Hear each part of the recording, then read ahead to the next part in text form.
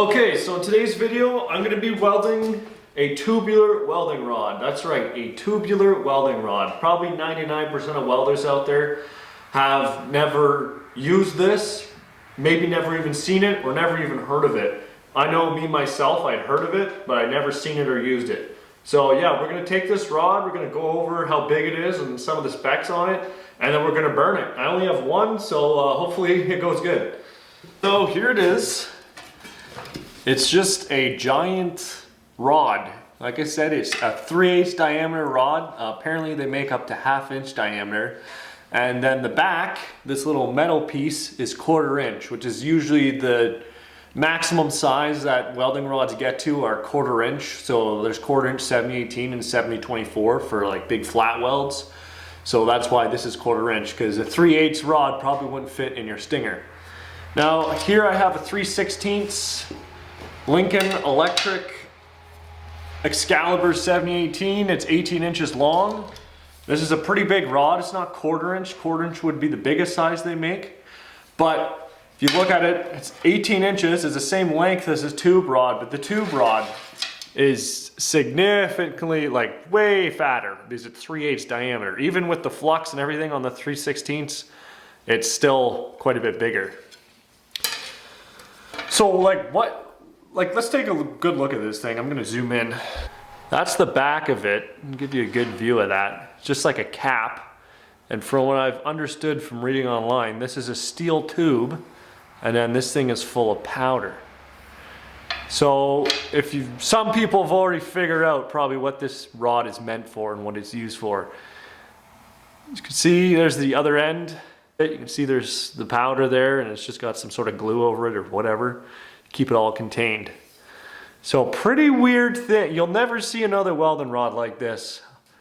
I guarantee that. You're not going to be doing open root pipe with anything like this. Okay, so now that we've got a good look at this rod, I'm going to explain what it is. This is a hard surfacing or hard facing rod. Now, some people out there have probably heard of that before. Some maybe haven't. If you're on Instagram for welding stuff, you've probably seen this at some point and possibly didn't even recognize it. If you've ever seen the pictures of an excavator bucket with a bunch of weird designs and possible grid patterns on it, the welds that make those patterns are hard facing or hard surfacing. And basically what that is it's not a regular rod such like this 7018. It's a different material that is more abrasion resistant. So 7018 is a great rod for sticking things together and just doing typical welding, but it's not abrasion resistance. It is to some point. I mean, it's steel, but it's not an alloy designed to be resistant to wear.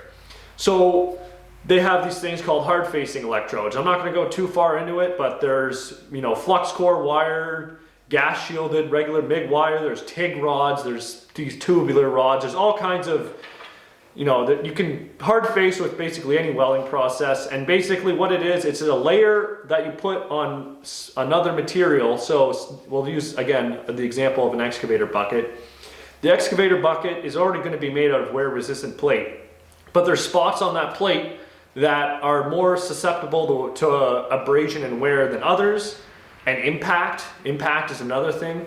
So what you do is you take your MIG welder or stick machine or whatever, and you weld patterns of hard facing onto it. And basically that helps relieve the base material of getting worn as much, and more of the wear is focused on that alloy that you welded onto there. Now that alloy is, manganese and a bunch of, I don't know exactly, but basically different elements that maybe aren't super structurally sound, but they're really wear resistant. They're hardened, because hardened stuff is brittle, so you couldn't make the bucket out of hard facing material basically, but you can cover the material that it is made out of in these alloys and make it last longer. That's what hard facing is basically.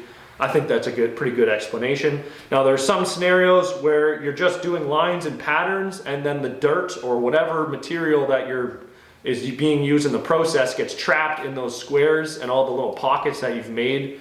So now these pockets fill up with dirt, and more dirt hits that dirt. So instead of the base material getting worn, there's more dirt hitting dirt, so it doesn't end up wearing. Okay, so sometimes when hard facing, you're not going to be doing a pattern, you're going to just be layering it over something. So hard facing, typically, you can only layer twice. So if you do 3 layers, like I said, this stuff hard facing material isn't very structurally sound. So if you do 3 layers, it'll start chipping off and taking all the hard facing off. So you do 2 layers.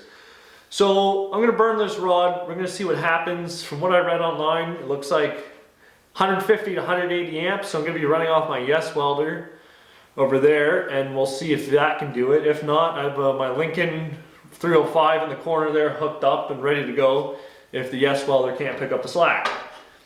So we'll see. Okay, so I got a piece of 1/2 inch plate scrap here. I put a score mark in it and I just put a Sharpie line so you can see it. So I'm going to basically just weld a straight line with this rod, and we'll see what happens. Ooh, a 170. See what happens. So I'm going to be wearing a respirator, and that's because anytime you're welding in general, you should be wearing one. But if there's one time you should really be wearing a respirator is anytime you're welding anything that's galvanized or you're welding hard facing. Hard facing is probably the worst stuff you can breathe in. A lot of heavy metals. More than your typical crazy Hastelloys and Inconels and stuff. This is even worse than that. Oh.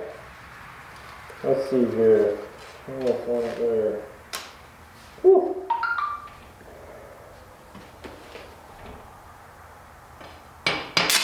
Whew.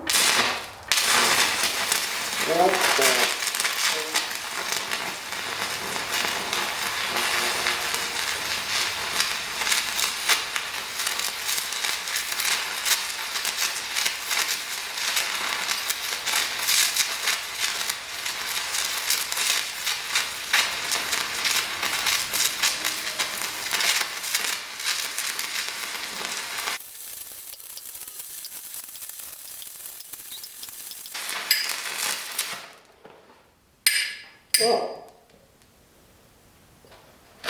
Wow.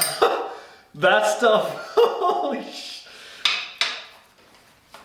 Not the weirdest thing I've ever welded, believe it or not. I've used a lot of different rods, and that was actually very easy to use compared to some of the other stainless and alloys I've used. It's got a very thin flux on it, and I'll get a close up here. Oh, my garage stinks now. Okay, so that's what the weld looks like. That is super... It actually looks really good, surprisingly. It keeps on cracking and making little popping noises. There's little pieces of slag that are popping off. But from what I read, there's basically no slag on this. Like, look at that. I don't even... It's really nice, actually.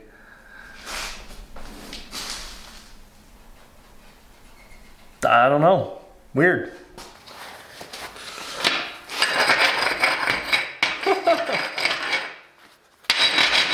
Wow.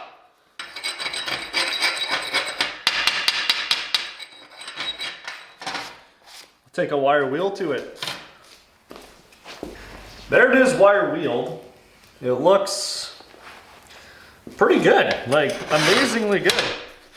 You can see there's some porosity at the start here. That's probably typical, I would assume, of something like this since it's a tube.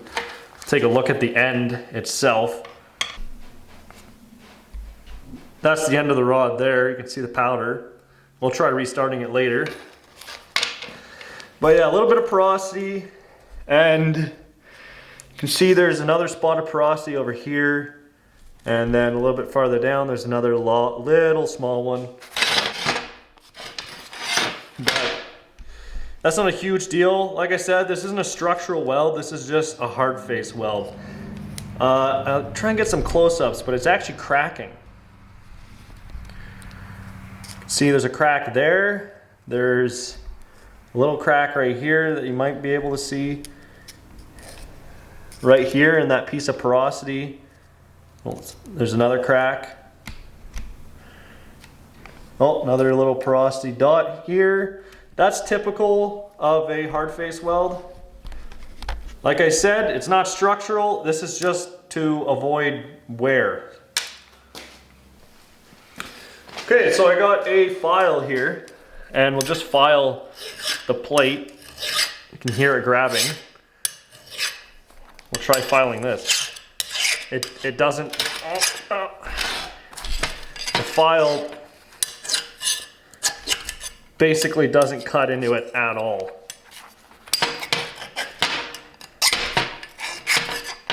We'll try a restart. I'm just gonna lay a bead right next to the last one I did. After welding with this stuff, like I thought, this is intended for doing layers, not so much the patterns, because it lays kind of, not flat, but it puts a lot of material down and it's wide, so it'd be really good for layering over something if you want to have a whole layer of hard face.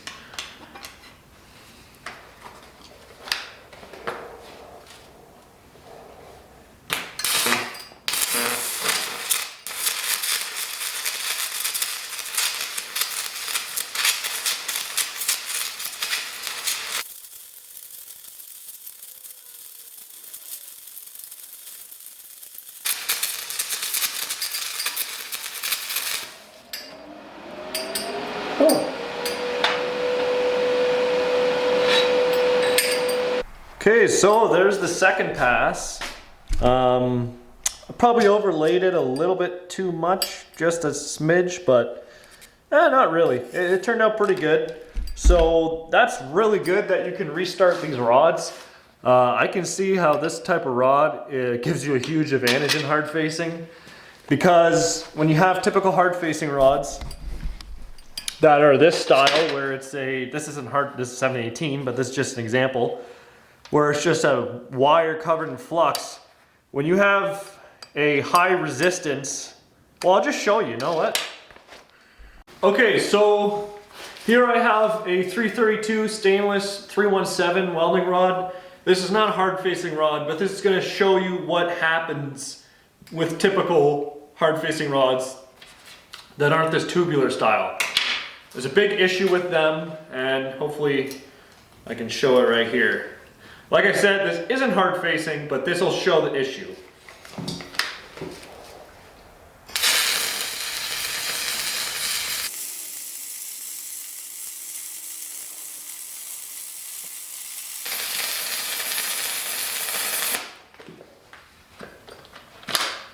See how red that rod got? That happens to a lot of hard facing rods. So that is pretty common to happen with hard facing rods, is when you get about 2/3 of the way through the rod, the rest of the rod gets red hot, like that rod stub you saw before of the stainless here. And it ruins the flux. The flux gets, almost dries up so quick and everything that it almost like starts coming off, and you can't really use the rest of the rod. The rod gets very splattery and sporadic. So with this tubing rod, this tubular rod, that didn't happen at all. So normally, you know, you gotta throw a significant amount of stubs away of hard facing rods, which really does not help with the deposition rate, because, well, for cost, because you're throwing away a lot of rod that you could be using if you're only burning 2/3 of it. So this fixes that issue. I ran 2 passes with it and it never changed characteristics once. And also the actual stub itself isn't part of the rod. So you're not losing any of your materials because of that cap on the back. Pretty interesting. Okay, so I actually found a second one. I didn't even know I had 2, but apparently I do. So here's the one that I was burning. It's about little under half gone. We have, well, no, it's half gone. We have about 8.5 inches left. And you have about, how much? 16.5 inches of usable material. So I burnt half the rod, 2 8-inch passes, so that is 16 inches of weld. And I only burnt half the rod. And I was able to restart it perfectly fine. Pretty interesting. I'm really amazed by this. When I get some hard facing jobs, I'm definitely gonna look into getting a supplier for some of this stuff.